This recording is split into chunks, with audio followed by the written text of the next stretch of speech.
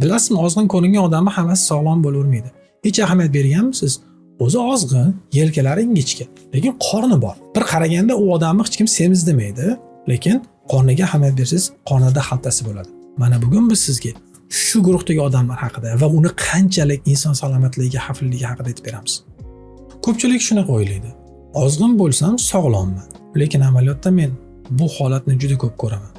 Vazn norma, tashqi ko'rinish nisbatan normada, lekin insulin rezistentligi bor. Jigarni yog' bosgan, qonda lipidlar juda ham yomon ahvolda. Bu holatning nomi bor. Bu tashqaridan ozg'in, ichini yog' bosgan. Bugun biz aynan shu holat nimadan kelib chiqishini tushuntiramiz. Avval bitta narsani aniqlab olaylik. Tashqaridan ozg'in, lekin ichini yog' bosish bu semizlik emas. Bu go'zallik tushunchasi emas. Bu metabolik xavf holati. Bitta savolga javob beramiz.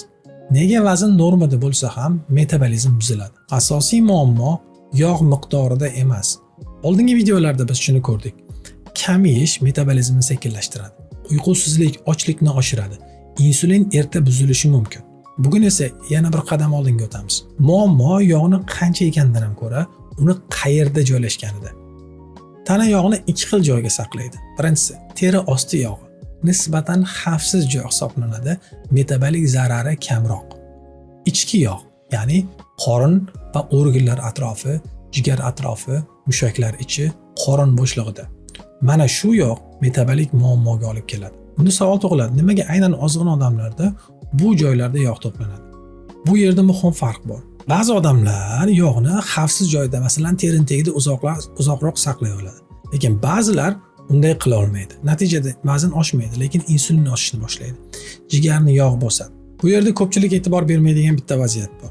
Mushak glyukozani yutuvchi asosiy to'qima hisoblanadi. Agar mushak kam bo'lsa, harakat kam bo'lsa, mashq bo'lmagan, harakatlar termogenezi past bo'lsa, ekranda tushuntirib ketamiz. Hatto ozg'in odamda ham shakar noto'g'ri joylarga ketishni boshlaydi.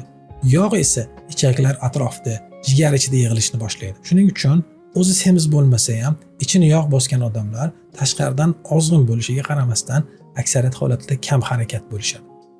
Agar sizda quyidagi 3 ta belgi bo'ladigan bo'lsa, siz ayni shu guruhga kirishingiz mumkin.